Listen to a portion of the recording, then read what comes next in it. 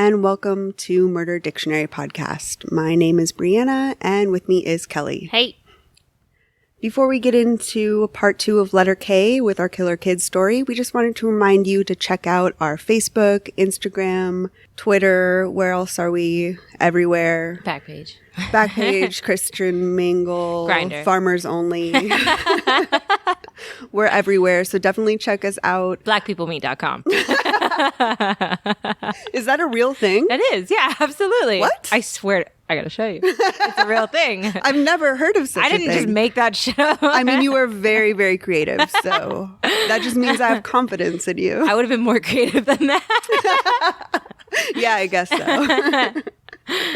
So definitely check those out if you want some serial killer memes, up-to-date info on new episodes, Florida news, a lot of people with face tattoos. Memes, all the good shit. Yeah. So check that out, Facebook, Instagram, Twitter, Murder Dictionary Podcast. Woo. We also wanted to thank everybody for leaving iTunes reviews and remind you that if you leave a 5-star review, we will definitely shout you out on the show because we really appreciate all your positive feedback and we appreciate those of you who have already rated, reviewed, subscribed, and everything. We're going to start reading the reviews at the end of the show just so we don't take up too much time to get into the story. We want to get to the meat of the episode. That's the wrong way to say that. I love to get into the meat. We know, girl. We know.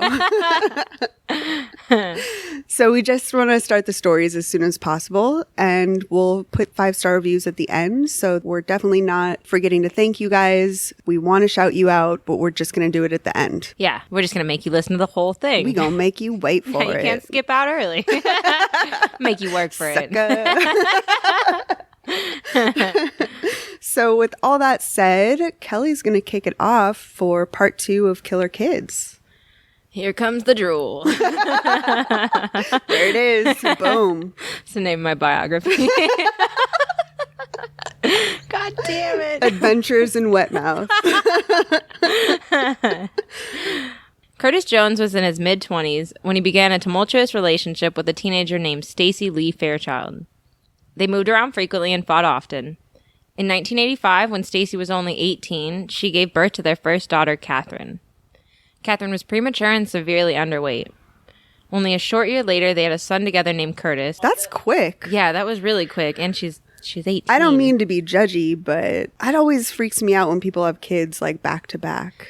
Or do you get that too? One kid is scary enough for me. Because like you haven't even recovered. Yeah, no, that pussy's tore up. One kid's scary enough, but just like add another your pussy one in? hasn't recovered. Yeah. Then let's just get another kid in there. How did the bust sperm it out get in again. there? I don't get it. Like, if it's all busted, There's shrapnel and it's swimming around. there's caution tape around your pussy. They had to go through the caution tape to get there and lay that little sperms. Excuse me, sir. That's a crime scene. There's blood everywhere. You don't want to go in there. Oh man, that's so bad. I'm sorry. Sorry, I vaginas. apologize to everybody. I don't. Good for you. It's so good. So anyway, that's the thing that struck me is these kids, first of all, she's so young when Yeah. she had them, and then they're just back to back. Yeah, she had her first kid when she was she got knocked up when she was 17.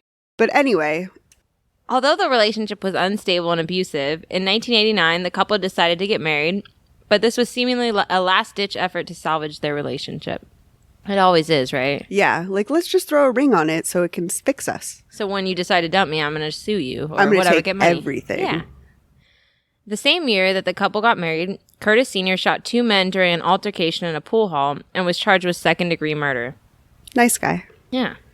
The charge was reduced to a misdemeanor when the police determined it was self-defense. Curtis returned home to his wife and young children, but Stacy soon reached a breaking point with the abuse and decided to leave. Her children were only 3 and 4 when she moved out and left the children behind with their father. When Stacy fled the abusive home, her husband refused to let her take the children. Catherine recalls that her mother's side of the family didn't accept the children or want them to come live with their mother because Stacy was white and the children's father was black. That's so fucked up. Yeah, that's fucked up. Wait, 1989? Shit. Yeah. And I think race really plays a big role in this case in general, because this case didn't really receive a lot of coverage either, which is very common for any murders in the minority community, you know? Clearly, there was a part of this that was caused by their rejection from their family, and also nobody heard about it because of the color of their skin, you know? Boo. It was agreed upon that 4-year-old Catherine and 3-year-old Curtis would stay with their father. In 1995, they officially finalized their divorce. Stacy paid child support to her former husband, and the custody agreement outlined that the children would spend summers and holidays with their mother in Kansas. Even though Stacy had been the victim of domestic violence and abuse during her marriage, she says that her ex-husband was always a great father to their children. Stacy said, "How many men do you know that would take on raising 2 kids by himself? He was a good daddy. We both wanted them. When they were here with me, they wanted to stay with me. When they were with him, they wanted to stay with him." I have a little bit of a problem with this just because she wasn't around enough to know. Yeah, how does she know? Yeah, I mean, just from their story going forward, it's kind of like, I don't think that she had enough involvement to know that he was a good dad. I don't think that just taking care of the kids, like just them being in your custody period. Enough. That's enough for dads. That's all. Guys have to do the bare minimum. Just, you showed up? Okay. Oh, thanks for showing up, man. Yeah. Thanks for being here. You're a good dad. No, but I mean, that bothers me. It's just like, you don't just get a fucking medal for running in the race. Yes, you do. You know? Yeah, well, he got straight up a participation award from this baby mama. Wouldn't you think that the kids would be like calling the dad or the mom being like, "Hey, get me the fuck out of here," if he wasn't a good dad? That's true. Maybe. Yeah, I get that. It's just, it bothers me that just the fact that he took on custody is enough. Yeah. You have to evaluate the source. And she couldn't get custody of her kids because her family's racist. If that was me, I'd just be like, fuck you, racist assholes. Yeah. I am bringing my kids with me. Yeah. They're in a home with an abusive man. I'm taking them to Kansas. Yeah, I don't know why I shouldn't try and prove that a little bit more. Wouldn't that show that's like an unfit household? Yeah, that part really bothers me. So sorry, I had to interrupt. Yeah, no, it's really good. As the difficulty of the separation calmed down, the children started school and they began to get some much needed stability. Teachers recalled that the children were bright and did well in their classes. Catherine was dedicated to her education and took great pride in being a good student. Curtis was an active child who was always playing and keeping busy. He began playing sports to burn off some of his excess energy. Both siblings did have disciplinary issues in school, but staff members recalled that they weren't difficult troublemakers. Teachers would mostly discipline them for being disruptive. Curtis and Catherine were a bit more loud or energetic than their classmates and would be reprimanded for their outbursts. That kind of behavior to me speaks to neglect. It seems like when children aren't being paid enough attention to, they seek out negative attention because it just doesn't matter if it's positive or negative. They just want someone so desperately to pay attention to them. True. I don't know. That behavior really strikes me as just telling about their household and how the lack of supervision and the lack of caring, you know. Or maybe they have ADHD. There is that too. And they need pills to sit down. Don't we all? Yeah. Their family situation was still complicated, but the kids seemed to adapt to the revolving door in their parents' romantic life. Their mother married and divorced, then married again, and eventually had 2 more children.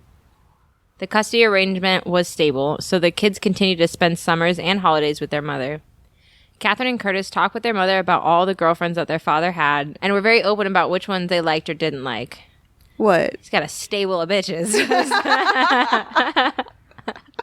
These hoes ain't loyal. Yeah. They're like, we didn't really like Stacy, or we didn't really like Tracy, or whatever. Blah, but blah. Stacy's cool. Yeah, Rebecca's all right. It's like that Mambo number 5, but with kids.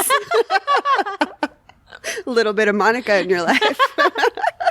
I hate that I know the next lyric to that line. God damn it.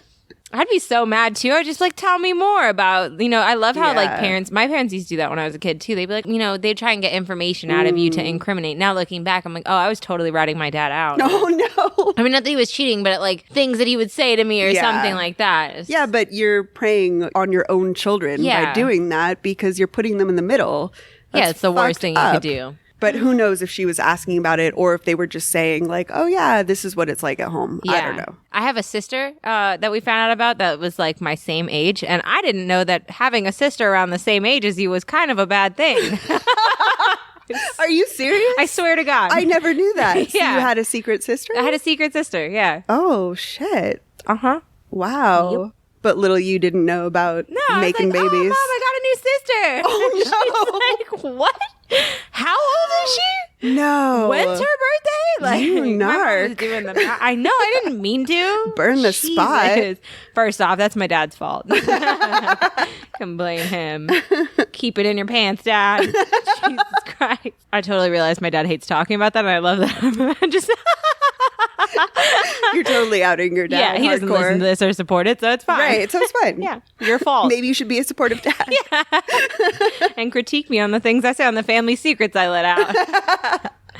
All right, so okay, here we go. Catherine started taking on more responsibility around the house when she was young and tried to take care of her little brother.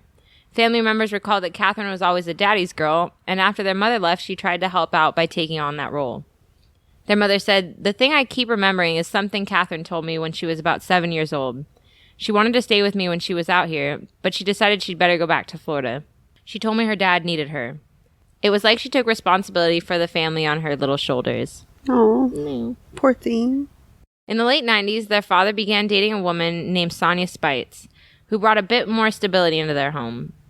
The children told their mother that they liked Sonia, and it seemed the new girlfriend was very positive for their father and their family. Sonia had children of her own that were a few years younger than the Jones siblings, and by all accounts, Sonia was wonderful with the kids. She worked at Jackson Junior High School and specialized in education of children with disabilities. Staff and students adored Sonia and recalled she was a fantastic teacher. In 1998, Sonia's children Inez and Jessica briefly lived with the Jones family. Thankfully, the kids got along really well, and they all seemed to like each other. Inez and Nicole were a few years younger and looked up to the Jones siblings. They affectionately nicknamed the Jones siblings Munchie and Pee-wee, and they all spent a lot of time playing together. Their mother, Stacy, said, "Sonia was nice. Everything she said about my kids was nice. She had 2 children of her own, and her daughters really looked up to Curtis and Catherine. She said they thought Kathy especially was cool. She said she wanted my kids to be good role models for them." After only a few months of living together, Sonia sent her daughters to live with their grandmother in Alabama. Before Sonia moved in, their father had also moved in one of his relatives. The relative's identity has been protected because he has been implicated as an abuser, but no charges have been made. What is known about the unidentified male relative is that he moved in with the Jones family in 1994 and lived in the home throughout Sonia and Curtis Sr.'s relationship. Prior to living with the family, this man had spent 6 years in prison for armed robbery and was also convicted of statutory rape of a 14-year-old girl in 1993. I'm so pissed about this. Yeah, what the fuck? What kind of fucking father allows someone else who he knows is not only a criminal, but an abuser of children into their home? What the fuck is wrong with you? Why not just share a room with my kids? They don't mind. Right? I mean, Fuck. seriously. Yeah, that's awful. Thank God for kids in the internet now, because kids can do their own fucking background checks. They're like, "Oh, really? We found him on Facebook, and he's like snorting cocaine in his profile picture." Like, Or just like, hey, he kind of looked at me weird, so maybe I should check if there's a report on him. hey, meganslaw.com. Exactly. That's the word I was searching for. Ding, ding, ding. Yeah, like, fuck yeah. Go internet, go digital age, because this is fucking creepy. We know you. We see you. Yeah, we watching. In 1994, while home visiting their mother, 8-year-old Curtis told his mother that he did not want to share a bed with this man and complained that the relative had been fondling him. Why is he sharing a bed? I was joking about the room, but why is he making him share a fucking bed? I'll take the floor, homie. Oh my God. It's just so fucked up. That is the worst parenting fail. Their mother filed a complaint with the sheriff's department, and they investigated the issue. During the investigation, Curtis recanted his complaint and said that he had lied, so the investigation was closed. It's striking to me that this isn't the only time that this happens, and really, it says that not only did the father invite this person into the home, not only did the father allow them to sleep in the same bed with their children, but on top of that, it seems like the children were afraid of him because they kept speaking up. And the dad was like, not necessarily abusing them, but scaring them enough to where they would recant their stories. It's a bummer. How the fuck? Yeah, and even I mean, you would have to take something like that, even with just a complaint. Like, even if the kid's like, oh, never mind. Like, you've had it, like, well, that's fishy. I would never, ever, if my kid came to me and said anything like that, there's no way that that person would ever be able to see me or my kids ever again. Oh, yeah. Like, you're gone. Because you're they'd be lucky. dead. Right. Yeah. You're lucky I don't fucking kill your ass. There's no fucking way that this is acceptable. I'm killing my husband, too, if you let some grown-ass man. Right? We even thought it was weird with Michael Jackson going into kids' beds, you know what I mean? And that's millions of dollars at stake. So, okay, we can understand that more. But this is just some random ex-con. Some rando fucking hobo just crashing on your... Yeah. Not even your couch. Where's your couch? Get him a beanbag. Right. There's so many things you could do. A floor. Yeah. Not or just in your beat his room. ass Yeah. and get him out of the house. What the fuck? 2 years later, officials launched a second investigation after school staff became concerned that 10-year-old Curtis had a swollen, bruised eye, but the investigation yielded no findings and was closed. I don't know how no one's finding anything. Yeah, child abuse doesn't get picked up that much. I mean, That's especially in that fucking time. Terrible. Nobody That's gave a devastating. Catherine said that she had also told her father that the relative was abusing them. She said that she expected her father would be furious and wanted to kill the relative. Exactly, because that's a normal response. Yeah. However, Catherine was shocked when her father didn't believe her. Catherine recalls feeling like her father took sides and chose the relative over her and her brother. Of course you would. This relative was probably fondling the dad when he was a kid. Oh, no. Probably. I mean, I don't know how it makes sense that all this is happening, you know? Like, there's got to be some sort of crazy explanation like that. Like, I know you're joking, but Like, there's he's got to blowing- be some truth yeah. to it or some They're like crazy cousins shit blowing that's each other. going on. Yeah.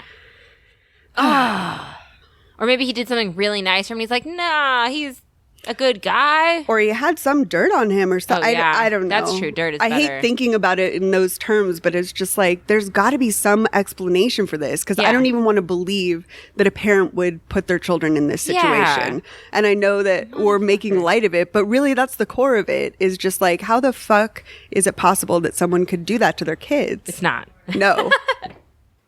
In September of 1998, a teacher made a complaint to the Child Welfare Agency, later known as DCF, because she believed Catherine is being sexually abused. Investigators find, quote, some indicators of beatings, excessive corporal punishment, sexual molestation, and inadequate supervision. How the fuck do you find some evidence of that? Yeah. I put that quote in there because it bothers me so much. Either it's there or it's not there. Yeah. There's no like minimal molestation. And How the fuck is that possible? yeah, they'd have to be able to see her getting punished too. Like, how would you know it's corporal punishment? Like, unless they just she tells them, like, my Right. dad does this, that, and that. But then hearing it, you would know that it's true. Like, there's no. It's either some true or indicator. false. Yeah, yes exactly. or no. That's it. There's no gray area between this shit. Yeah. I have no idea how that makes sense. It really bothers me. Before DCF even has a chance to visit the home to investigate the living situation, Catherine ran away from home. She stayed at a crisis center and refused to return to her house. Eventually, Catherine recants her story and denies being abused, but would later state that she believed her father would beat her if she said she was abused. Exactly. So he's inviting this person in. I know I keep listing it. No, yeah. Listing the whole situation, but he's inviting it. them in, Break it having down. them sleep in the bed with their children. Yes. And then when they say that they're being abused, he's threatening them. Yeah. They're afraid of him. What a fucking animal. They should have stopped at spoons. Once they started playing spoons, once the kid was a spoon, done. And nobody playing spoons with my kids. But me, I'm the big spoon.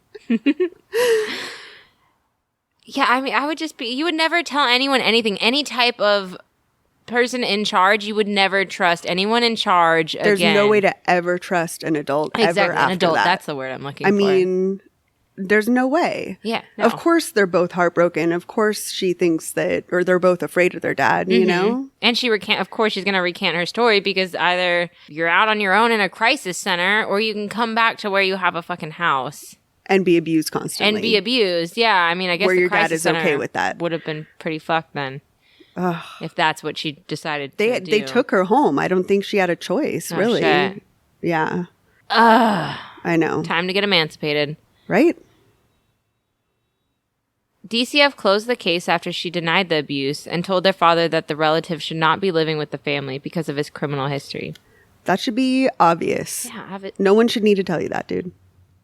Catherine recalls that a few days after the case was closed, she was taking a shower when the family member came into the bathroom, pulled back the shower curtain, and began masturbating. It makes me livid. I know. Furious.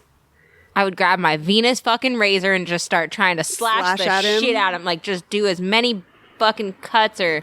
Yeah. Just, what else? You're not leaving here with your dick if you do that to a kid. Yeah, exactly. I'm shoving soap in your mouth or... No, I'll probably just stand there and be like, what's going on? Could you hand me the towel? Yeah, you're a kid. Of course you're going to be terrified. Oh, that's so sad. As an adult, that fucker would get killed. But I really she's wish too small. I wish he got convicted because he would be dead. I hate to wish death on people, but not people who masturbate in front of kids. So, no. Yeah.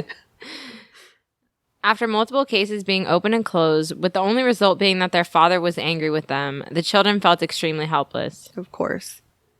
It was only after Catherine ran away that the siblings realized that they were both being abused. Catherine said that they were walking to school one day when Curtis confessed to her that he believed she was telling the truth because a relative was doing the same thing to him. That's so sad. Yeah. What a terrible walk to school, too. Like, you being abused? Man. Yeah, I'm being abused. So you want to study math or Yeah. did you finish your homework? Did it happen in the shower or God. no? Oh, man. Terrible. They were extremely hurt and angered by the fact that they had told their parents what was happening, but nobody was protecting them from this abuser. Catherine and Curtis began to develop a plan to kill their abuser and their father for allowing the abuse to occur. The children began to believe that the only way out of the situation was to kill all the adults involved so they could finally be free from the abuse. I feel so bad. Yes. And I don't want to feel bad for someone that eventually murders, but it's just, it only makes sense that this much violence and abuse would lead to them doing something drastic. Yeah, what and it's so sad. I feel bad for them. I feel bad for the whole family. It's just a devastating situation. Where the fuck is the mom? I know. She does not get a pass from me. No. That's like, you should have been there. Just one case. I mean, especially if it happened again, you got to be able to. Yeah, she's got to be in the loop about all these other things going on. Yeah. It's not just one time and then it was let go. There's, the school is noticing things happening. Yeah. Both kids are reporting this. Both kids are leaving the house, running away, trying to get free from it. Yeah. And the mom obviously knows something's going on. She can report it too. Like, I mean, anytime they come back, any type of bruise or anything on them, you would want to, if you really cared, you would jump on every little thing to report, because if you accumulate enough cases, then you're going to get custody. If this ever happened to my kid, I'd be like, show me a picture every single day. Yeah. I want to see your face. I want to see you're okay. Exactly. Or you're just flat out coming to live with me. Pretty much. Come on. On January 6, 1999, their father left the house with the abusive relative and said they would be back later that evening. 13-year-old Catherine and 12-year-old Curtis believed that this was the perfect opportunity to put their plan into action. As Sonia sat down at the dining room table to do a puzzle with the kids, 12-year-old Curtis shot her with a 9mm semi-automatic gun. There were 9 shots fired, but the small child could not control the powerful firearm, and only 4 shots hit Sonia. There were bullet holes all around the room, where Curtis had struggled to control and aim the gun. Catherine recalls that after killing Sonia, Curtis had an immediate emotional breakdown. She said that he freaked out, and she tried to calm him down, but he was still inconsolable. Until now, I totally forgot that Sonia was even in the picture. I didn't even think that would be happening with her. know. A lady in the house. That's one of the worst parts, is just that it was just this innocent victim that by all accounts was trying to be a really, really good stepmom to them. And she was really loved by her coworkers and the kids that she taught. And she was the ultimate person that suffered. Where the fuck was she on all this, too? Didn't she have Yeah. any say? But again, the husband was abusive. Who knows what he was doing to her? Right. Or what the Just living judging from situation. his past relationship, who knows if she felt threatened and she was afraid of him. Yeah. But by all accounts, she was a good stepmom, The terrified children abandoned their plan to also kill their father and his abusive relative, so they instead shifted their focus to covering up the crime. Wrong. I just might as well go through with it. If you already have like an innocent person, just fucking finish the job. I'm not trying to be a dick, but like if you're trying to get revenge, you already know you're going away. Like, Yeah, the innocent person is already gone. Then take someone else off the streets that's going to continue to harm children. And blame it on them. Say they killed the wife. But they're still so little. They're just not that's great true. at, I'm planning sorry. crimes. Why won't these kids just fucking commit these crimes? I don't get it. Why aren't they way better at this? Just kidding. The children dragged Sonia's body to the bathtub and began trying to clean up the house. They used bleach to get rid of the stains and attempted to get rid of the blood trail from the living room to the bathroom. When they realized that covering up the crime was not working, they fled the scene, fearing that the two men would be returning home soon. See, they were smart enough to cover it up and get some bleach and know. I mean, they could have just... That's true. Motherfuckers. I love them. They're still little murderers. Yeah, I just want them to kill the right person. Yeah. This is clearly the wrong person to be suffering for this sort of behavior. The person that perpetrated the abuse is not suffering at all in this situation. It's fucked up. And because of their anonymity and you don't know his name, he clearly has never been held accountable. Never. So who knows how many people that he's hurt since then. Sorry. No, it's just sad. Bringing it down. Like, I'm no, sorry. it's okay. It makes... It's just an awful, awful story. All the people that are innocents are suffering. That's this story. And it's so sad. They first stopped at a friend's house nearby and said that they had accidentally shot Sonia. Soon after, they left the house and ran into the woods to avoid getting caught. The next morning, they were found in the woods by sheriff's investigators. Sonia's students and fellow staff members were devastated to learn of the tragedy. Sonia's daughters were only 8 and 9 years old at the time of her murder. That's so sad. That's really These fucking poor sad. little girls. Again, it's just every innocent person is suffering here. Yeah. When Catherine and Curtis were taken into custody, they quickly confessed to the crime. The children claimed that their motive was to get rid of Sonia because she was taking their father's time and attention. What? Yeah. That's weird. They were still so afraid after all of this that they never revealed the abuse. No. Doesn't that know. get you off a little bit? There's some sort of understanding and a defense can just keep going. Trust me. Okay, it's awful. The investigating detective said, what they told us during the interview was they were jealous of the attention their father was giving this woman. He was not spending time with them as he used to. They were pretty matter of fact they wanted to get rid of her. The detectives and the children's lawyers said that neither Catherine nor Curtis mentioned the abuse throughout the investigation. It is possible that because the children did not understand the gravity of the situation, they feared returning to the home and being punished for talking about the abuse again. Exactly. Boo. They were not understanding how they could go to jail and how long they could go to jail. Yeah. And so they were too afraid of their home more than the reality of the situation that they were facing jail time. The defense lawyer said they wished the children had brought up the abuse so they could have built a case to defend them. Exactly. Well, isn't that their job to kind of dig a little deep?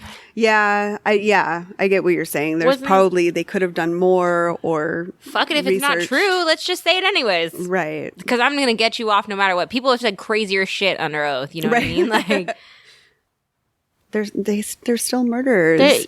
I have so much compassion for them, but at the same time, there's so many children and anyone, wives, anybody that's surviving abuse, and they don't murder someone. I feel like they were driven to this, but ultimately, I mean, I don't know. I'm really torn on it. That's true. Maybe they didn't have the chance. It's sad. It is. Killer kids. Yay. Yay. This is such an awful subject. I've been crying for 4 days straight. It's my new hobby. Get you some tissues for your birthday. Thanks, bro. I'm going to need it. I'll get you a handkerchief. Detective said that Catherine was very smart and matter-of-fact in their interviews. She said she had come up with a plan and seemed not to be very emotional. Investigators were aware of the reports of abuse, but because the cases had all been closed, there were no substantiated charges of abuse in the home. The detectives and lawyers did not see abuse as a factor in this case because none of the cases resulted in definitive evidence and abuse charges. After initial interviews with detectives, Curtis and Catherine offered very little information about their motives or the crime. None of them had a choice. The detectives, the lawyers, I understand they could have dug further, and that's disappointing that they didn't find anything. But also, it's clear that the kids were being completely uncooperative. And of course, they were driven to do so out of fear. But ultimately, it still doesn't matter what the motivation is for. If they're not offering up the information and saying, yes, we were abused, here are some details, here's how you can prove that, then there's nothing that the lawyers or the investigators can do. Yeah. They just were in a fucked up place. They just need to put one of those psychologists in there with those weird little dolls, like, where did he touch you? And then be like, the man spooned with me in Or back. do like, some To Catch a Predator type shit. Put a nanny cam in that bitch. Yeah, exactly. Who knows? They probably could have killed their fucking dad and the guy and gotten away with it if they just left Sonia out. Yeah. Because it's up to the jury. It's not up to the judge. Right. You know, and all you have to do is be like, I was abused this time, that time. Relatives of both the children and the victim insisted that the siblings be tried as adults, and the 2 juveniles were soon funneled into the adult criminal justice system. They were 13 and 12. Holy shit. How terrifying. They were charged with first-degree murder a few weeks later. Because the only motive provided was jealousy, abuse was never factored into a possible defense tactic, and the lawyers decided to accept a plea deal. They pled guilty and were sentenced to 18 years, with a lifetime of probation after release. At the time, they were the youngest murderers convicted as adults in the U.S. After sentencing, the lawyer recalls that Curtis asked if he would be able to take his Nintendo with him to jail. It's so sad. I hope they said yes. He just clearly doesn't understand the gravity of the situation. He's a typical 12-year-old, Yeah. so all he's thinking about is that kind of stuff. His brain is just not capable of comprehending. I was smoking weed at 12. I don't know. I mean, I knew. All right, difference. good point. Yeah, I mean, you got to understand. He's not fucking 8. Right, He's I know. 12. But there's a certain amount of naivete or whatnot Yeah. that comes along with that age. Yeah. You know? I wasn't smoking weed at 12. No, But I but- probably could have gotten into trouble and gotten out of it. And Yeah, and you knew if you shot someone, you'd probably go to jail, right? I had a good handle on that. Yeah. Yes, for sure. Yeah, you probably couldn't bring your Nintendo or whatever. This poor kid. Oh, I feel so bad. Yeah. It's just But again, I feel more bad for Sonia. Yeah, and poor for her Sonia. kids. Yeah. Bullshit. It's just the whole situation. There's just so many victims in here. At least they only got 18 years. I mean, not only, but But they're still getting out when they're young. they're 30. Yeah. 31. Mm-hmm. But yeah, I guess you'd have no skills and no Right. like references, no job history, Exactly. nothing. So starting over at that point when all of your life experience is before junior high, really, Yeah. that's crazy. Catherine would later express regret for killing Sonia and said that if they had thought it through more, they would have focused the plot against their abuser only. She says that she was relieved when she finally went to prison. Initially, she was just happy to be away from her abuser and not have to face the violence at home. Catherine said, "I know it sounds really messed up, but there was a point where I was just away from all that, and I was by myself, and I was safe." Catherine has been a model inmate and been productive during her incarceration. She attended high school equivalency classes and earned her GED in 2002. Curtis has been on good behavior as well, with only one incident on his record. In 2004, a hurricane knocked down the outer fence of the juvenile detention center he was staying at, so he escaped with a few other inmates. He was caught a few days later, and his sentence was extended by 318 days. Curtis became an ordained minister and has not ever spoken to the press about the ordeal. Also, the two of them, as part of their sentencing, were supposed to not talk to each other What? as well. But it's pretty common for that to be the case for people who are accused of a crime together. They're not supposed to Okay. have any correspondence, which makes sense. Yeah. But as a 12-year-old and a 13-year-old, Brother and sister, yeah. too, which is... So the corrections officers let them correspond for a few years. Oh, that's cool. And then eventually, I don't know if there was an incident or something, or if they just had a new team of corrections officers or a transfer to a different jail, but they had to stop They cut it corresponding. off? Someone put an end to it.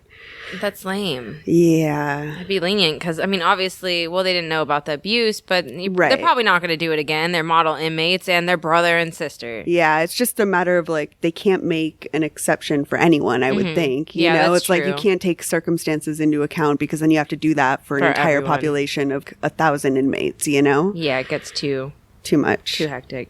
I just thought that was Yeah, kind of that's an really interesting cool. sidebar. The crime and plea deal received very little press, but in 2009, an article was run in Florida Today about the abuse in their home. I'm not exactly sure why they ran the article in 2009, but it really went through, especially because they did a plea deal. It really received like next to no press. It's kind of crazy. And like I said before, it was really a matter of their race being a factor. Yeah. If it were like two little white kids, then it would have been everywhere. Yeah. But because it was a Black family and it was two Black children, nobody covered it. Then they did the plea deal. They went to jail. There was nothing. And then I don't know how the article really came to the forefront, but someone started looking into it, you know, which I think is really awesome. Even because the case was a little bit older, to go back and look into it and be like, hey, something about this wasn't right. Yeah. That person that stood up and wrote that article and looked further into the situation and interviewed Catherine, that's really awesome. Thanks, journalist from Florida today. Yeah. That was a good job.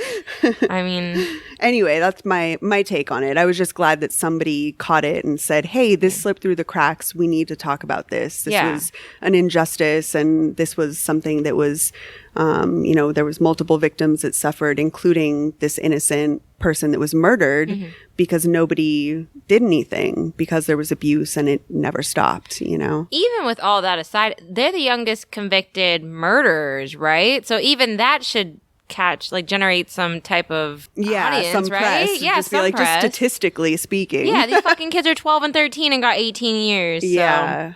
But still, it speaks volumes about race as a factor, especially when it comes to representing victims. They you don't see their faces. You see pretty white ladies and that's it.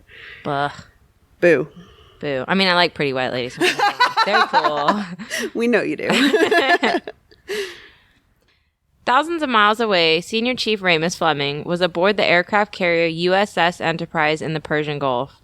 He spent his free time on the internet looking through crime stories from his home state of Florida. It's one of our peoples. Yep. A self-professed true crime junkie, Fleming enjoyed spending his time reading and learning about local crimes.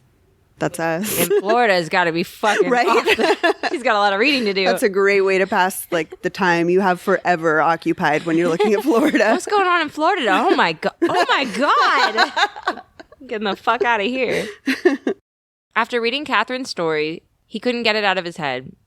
They became pen pals, fell in love, and he began visiting her in jail. On November 27, 2013, the couple married in the chapel at the Hernando Correctional Institution. Sonia's daughters Inez and her older sister Jessica were only 8 and 9 years old at the time of their mother's murder. The sisters were raised by their maternal grandmother in Alabama and struggled with their mother's death for a long time. They say that when they were young, they would tell their friends that their mother was alive and well, living in Florida. Jessica recalls that it wasn't until the 10th grade that Jessica summoned the courage to start telling her friends the truth. The sisters feel bad for the abuse that Catherine and Curtis endured, but are upset that their mother was the ultimate victim in this situation. Inez said, "I'm not saying that they weren't abused, and if they were, I'm sorry that they had to go through that, but my mother was not the abuser, so why kill her?" Jessica said, "I'm not saying that the abuse does not matter, because it does. No child should have to go through that. But my mother wasn't the abuser, so she shouldn't have been targeted. Why her? Why my mother?" These poor girls.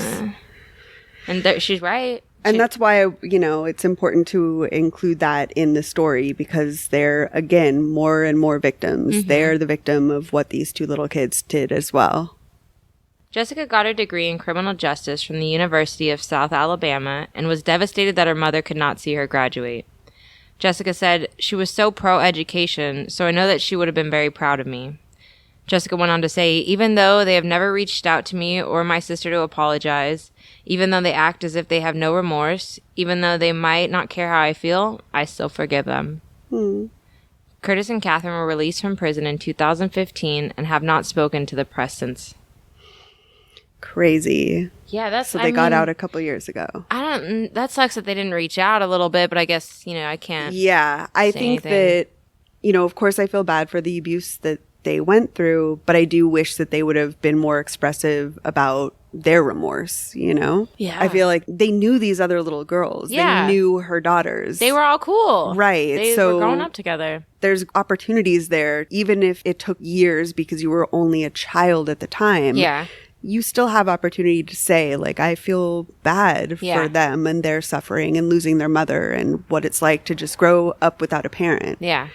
Maybe they're not there yet. They're still 30. They're only 30 something, Maybe they're not Yeah, and when you people- grow up in jail, like maybe the maturity isn't there or something. Yeah, or expressing your feelings all the time about something. Yeah. Probably won't be there either. Especially coming from a household where your feelings are not validated, you're reprimanded for having feelings or speaking out, or you're punished or flat out abused for expressing yourself, then it could take them longer than the average person to just get to that place where they're able to express how guilty they feel.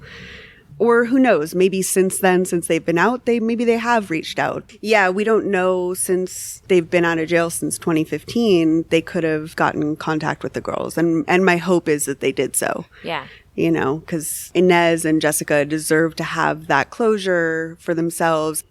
Anyway, that's my hope for them. Yeah, everybody loses in this story. Yes. It's not a winning story. I know. It's awful. Good story, though. But because it's so sad, we're going to play a game. Yay! Because otherwise, I'm going to continue my streak of days of crying looking into these killer kids cases. Yeah. Are we playing cake? Even though I laugh as soon as I press record, Yeah. I'm just, my eyes are burning and I'm crying. So, all right. So we are going to play a game that we're calling Meddle or Murder. And we're not trying to glorify murders or be insensitive or anything, but it really helps us to keep it light. So we're going to just tell some quotes. Yeah. And the other person is going to guess whether it's a lyric from a song or a quote from a murderer. Cool? Okay. Simple enough. So do you want to go first? Because you're super competitive, you crazy bitch. Okay. Sex is only dirty when you do it right. Oh, man. This is my third time doing it, so... So you found some gems? No, it's harder, but this is good. Let's see. Murderers are often really sick fucks, so it could be a murderer. But rock stars are possibly even dirtier than murderers. So, I'm going to guess metal. I honestly would have thought it was like a fucking Now I'm Guns N' competitive Roses. just because I hate that noise. Like, it doesn't sound like a metal lyric, but it does sound like a rock lyric, right? Like some Right. type of like Yeah. 80s hair band, like I mean, I just used metal as the term not because it's specifically that kind of song, No, but I get- just yeah. because it, yeah. Because this is the only one that I thought would be good. Okay, so this is my boy Ted Bundy. Your boy. My boy. He's way to go. I feel like I should have known that. No, it's now already- I'm just disappointed in myself. I had to look up like quotes like A to Z quotes, Ted Bundy, and then had to go. I was like, no way did he say this. No fucking way. Ugh. I'm sorry. I'm an anti-Ted Bundy. But I like your reasoning with the answers. Like, Metal or murder? great segue. I'm ready to roll. Time to get this party started. I'm gonna go murder. I'm just You gonna. don't even have like a... That just sounds like I know. I don't breakdown. Okay, that sounds like too cool for a fucking. Like I feel like ready It to party. sounds I'm to ready me to fucking kill. like something that, the band Turbo Negro? It sounds like something that they I would only do. know them because you've told me about that, and I remember that fucking name. But you're right. So you're probably going to win this. That was family murderer James Jackson's last words. Oh shit. Yeah. Oh shit. He's ready to roll, and those are his last words. He maybe went into the gates of hell. Right? Let's get this party Get started. this train to hell started. Yeah. Okay. A motherfucking Van Gogh with a gun about to paint his masterpiece. I feel like this is a trick. It's a trap. I know what a huge Star Wars fan you are, so that was just for you. Your mouth almost had the weird floppy thing going on. Like, You have to do it to get the right noise. so good. Now I even forgot what we were talking about. A motherfucking Van Gogh with a gun about to paint his masterpiece. Oh yeah, this is a trap. So it's I think metal because you want me to think it's murder. Ding, ding, ding, ding, ding, ding. All right. So I don't know. I got one right. So, I'm sorry, where is it from? I probably interrupted you. I don't know shit about metal, but this is a band called Exodus. Oh, okay, yeah. 44 Magnum Opus. That's the name of the song. Yeah. Right. Okay, so the next one, murder or metal or murder. Now tell me about your miserable little lives. I do not subscribe to your superstitious, narrow-minded flights of paranoia. Your fucking face. Well, they said flight. I don't feel like a murderer would use that. It's got to say metal. God damn it. I'll do it. Ding, ding, ding, ding, ding, ding, ding. I don't ever see someone saying flights. Like, I don't know. All right, so that one was right. Woo! You fucker. Yes. Okay. Are you ready? I am ready for the next one. I'm going to kill it. I mean, I'm going to do great. I was born with the evil one standing as my sponsor beside the bed where I was ushered into the world, and he has been with me since. I know this quote. You motherfucker. You genius. I don't know where it's from. I want to say it's like Ed Kemper or something, or Richard Ramirez. So you're saying it's a murder, but I'm wrong because you're looking at me weird. No, you're right. I'm just mad. It would be H.H. Holmes. Oh, yes. I knew that. I totally knew Holmes. that. He's my homie Holmes. My homie Holmes. Oh, man. Okay. Tell me, after my head has been chopped off, will I still be able to hear, at least for a moment? I know this, and it's a murderer. It's a murder. Am I wrong? You're Is it right. that vampire guy that Yes, he wanted to hear the sound of his like own blood or something right there? He's like, because that would be sick. Like he didn't say sick, but it was like around that. He's like, I want to hear it. Like that would be the It would ultimate. be totes sick, bro. Yeah. Because that's how vampires talk. Yeah. Goddamn bro Yes. vampires. It was Peter Curtin. He was Okay. known as the vampire of Dusseldorf, any of those things. All of the above is how you pronounce that because I'm an expert at this. Dusseldorf. He is thought to have killed nearly 60 people in Germany. He drank their blood of the victims. Oh. And he was executed by guillotine in 1931. Ooh. Yeah. So you're really rocking at this. What do I win? You haven't gotten one wrong so far, have you? I don't think so. Dick.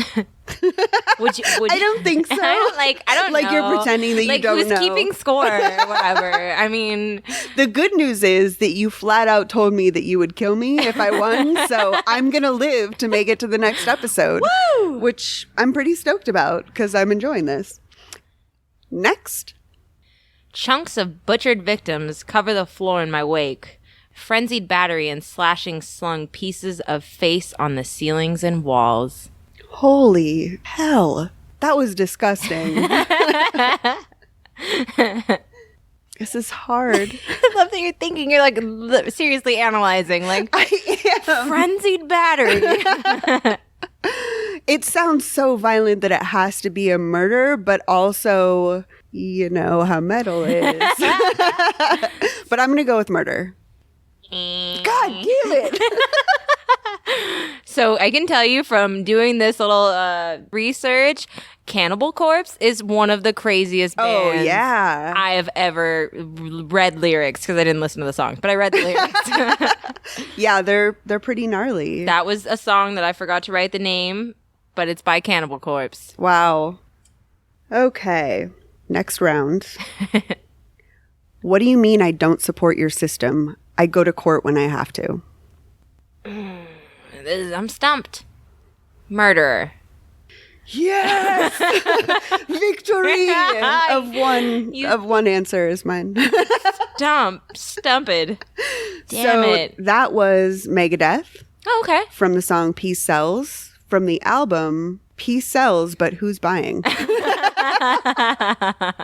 Damn it, that's fun. Well, isn't that nice? I don't really want to be in any bands, but I want to just name a bunch of bands Oh, and yeah. albums and songs because I think that would be fun. You would be so good at that, yes. for reals. Yes. I am insecure about most everything in my life, except for I believe that I would be good at that.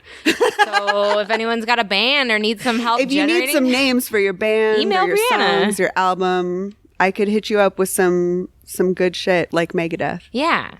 Don't hit me up because my only answer is going to be Pussy Crusher. name of our Christian band. Pussy Crusher. Is it my turn? It's your turn. The demons wanted girls, sugar and spice, and everything nice. That's got to be a lyric because they're trying to rhyme so much. The demons wanted girls, sugar. I can't sing. Who that is? That would be David Berkowitz. Really? Yeah. Son of a bitch. Thank you, A to Z quotes. God. Yeah, I wonder if they're just making this shit up because I was like, really, sugar and spice and everything nice? Oh, That's man. seriously a line from Powerpuff Girls. Like, it is. But now that you say that, he was a fucking weirdo. Yeah. He said some weird shit. So that makes sense now that you say it. Yep. Yeah. All right. Heaven's on fire, and when you die, you'll go there too. Metal. God, fuck you. It's got heaven in it. That's so true. I should have thought of that. It's a dead giveaway. Was that end of your quote? I'm sorry. Keep going. I want to hear that. No, that was it. That was it? That was good. it. Yeah, it's from the band Venom, and it's called Heaven's on Fire. Oh, I like that name, Venom. You're so right. See, you're intellectual as well. I don't know shit about metal. I just know, Yeah, but probably got the word you have heaven. you can think things out. Deductive reasoning. You're right. All right, friend. You ready? Brutality now becomes my appetite. Violence is how a way of life. The sledge my tool to torture as it pounds down on your forehead. That's another metal something like Cannibal Corpse. God damn it. It is Cannibal Corpse. It's just It's too poetic, far. right? You know what I mean? Yeah. Like it's Maybe I too should have said it. descriptive and It's from, murders are known to be more demure. Yeah, and they're one-liners. I know fucking lyrics go on, but these guys are so much more poetic and intense than fucking serial killers. They put anybody in a metal band puts fucking, especially Cannibal Corpse. That was from Cannibal Corpse. But maybe it's keeping them from murdering. Oh, that's true. Like an maybe. outlet. That song is called Hammer Smash Face. It's really good. Oh. Yeah. Dude. Yeah, I know. Did you pick it because you're our resident tool man? With the ball peen hammer? Because you're an expert on ball peen hammers? Yes. Okay. If I had to do it again, I would not change a thing. I've been touched by an angel's wings. I'm going to go heaven metal again. You're wrong. Oh, angels. Oh, what douchebag said that? Jamie McCoskey is the douchebag that said that. Fuck He you, was McCoskey. convicted of kidnapping 20-year-old Michael Keith Dwyer and his 19-year-old fiancée and forcing them to an abandoned house where he stabbed Michael 24 times and, I don't even want to say it. And then he raped the woman and she was pregnant. Oh, no. Yeah.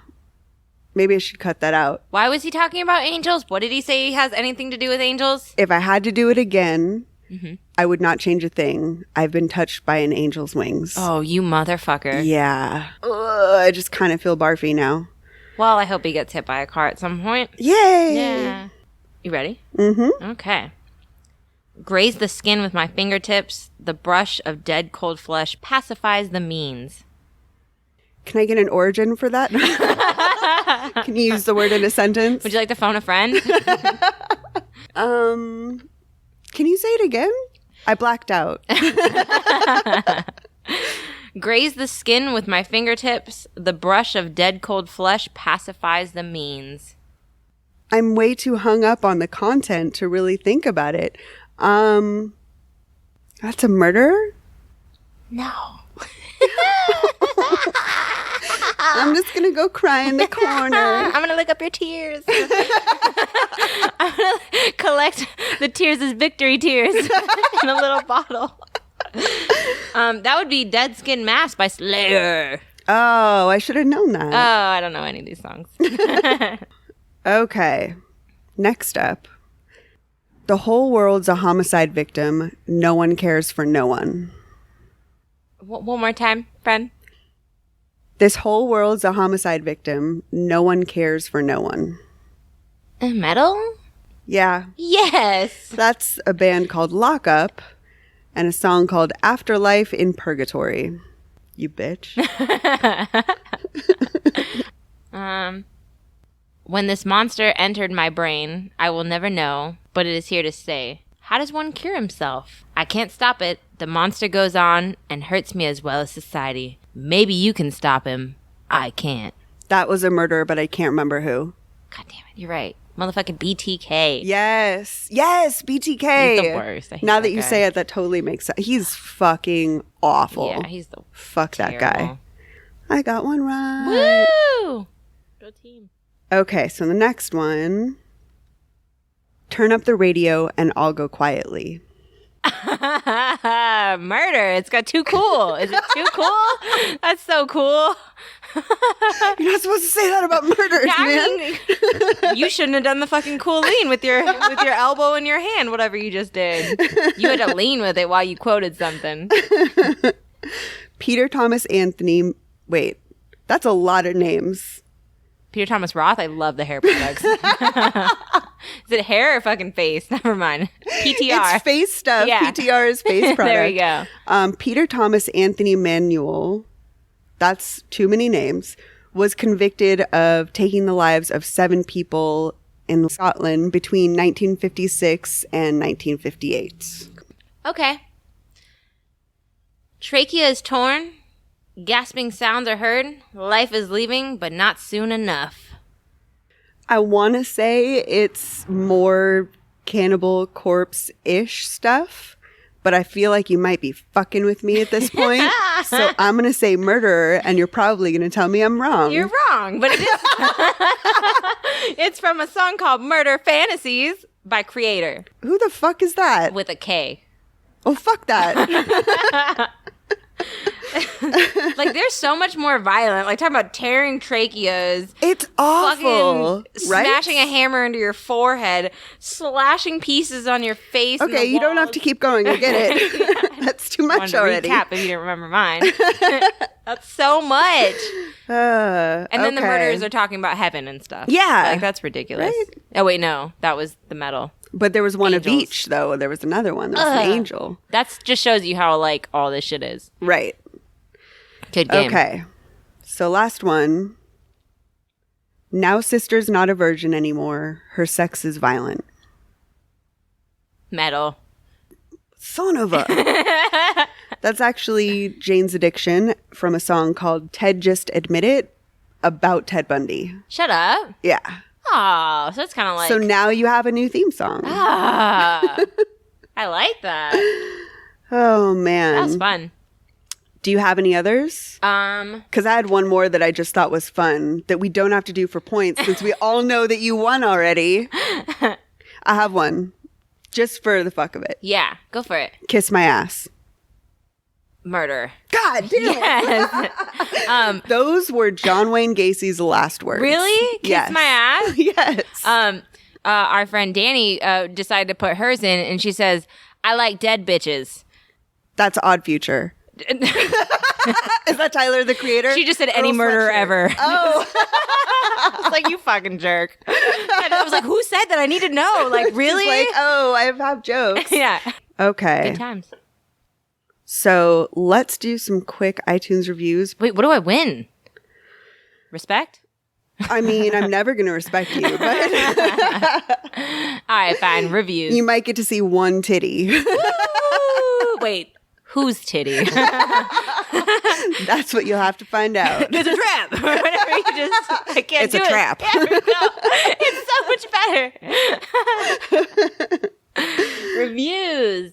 All right. So I hope that was as fun for everybody else as it was for us. That's great. I hope that it lightened the mood because those stories are so fucking heavy and awful. So we're definitely not trying to make light of murder or glorify murders. We're just trying to cope with the fact that this is really fucking sad and that's how we deal with it. So all that said, we wanted to thank you guys for your iTunes reviews. So thank you so much for your 5-star reviews. We're going to read a couple of them. The first one we have is from Katie, or Katie Baby, it looks like. Katie Baby? Hey, girl. She says that the show is hilarious and her day is brighter because of the show. Aw. Oh, that's sweet. Are you just going to read it to yourself? You fucking weird. No, she said, Kelly, you are amazing. And Brianna, I love your melodic voice. Thank you so much. That's really sweet. I told you got the melodic voice. You got the voice of an angel. You never believe me. Aw, thanks, Katie, baby. Thank you so much, Katie. We really appreciate that. Your sweet words are really, really greatly appreciated. You know, when you read reviews, it makes me feel like I have friends. It's a good feeling, right? No, these are new friends. Oh, my friends. Hey, friends. It's very sweet. The next one is from Nemo, who said, they love the humor mixed with true crime. Keep it coming. Thank you so much, Nemo. We really appreciate that. Oh, we'll keep it coming. There's one thing we're good at. Skills. No, thanks. That's so cool. Thank you, Nemo. Thanks, we Nemo. appreciate it. The next one is from Bren, who said that it's a whole new perspective of crime stories. Great sense of humor and great job keeping listeners engaged. Aw. I've never thought murder could be so interesting. Thank you so much, Bren. That's so sweet. Thank you. We appreciate you. Thank you. Next up, we have Frankie that said they can tell that a lot of work goes into the show. Keep it up. It's great stories with great hosts. We appreciate that. Yeah. Thank you so much. We appreciate your review. Thank you, Frankie. That's very sweet. Thanks, Frankie. And I think that's going to be it for us. That last review was directly to you. You do everything. I love it. I swear to God. So, You came up with some pretty good metal lyrics, though. okay, bro. I like that you tried to include me, but you're Thank killing you. it. So that's a 5-star review from me. Friend. Thanks, Kels. Our last review is from Kelly. I love that baby boo and her voice of an angel. She does so much hard work. Thanks so much, you guys. We really appreciate your reviews. Thanks. It means so much that you guys subscribe and leave reviews. Yeah. It really, really is important to us and means a lot. So thank you. And hopefully next week you'll tune in and there will be more reviews. And we appreciate you listening. Make sure you follow us on Instagram, Facebook, Twitter, all the things that I forget every week, Patreon even if though you it's the want same to. shit. Yes, Patreon. We have merch coming. I say that every time, but we're working on it. It's coming. You know, life's hard. Yeah. So thank you so much for listening. I hope you enjoyed this episode. We'll see you next time. Bye. Bye. Nah, so cute.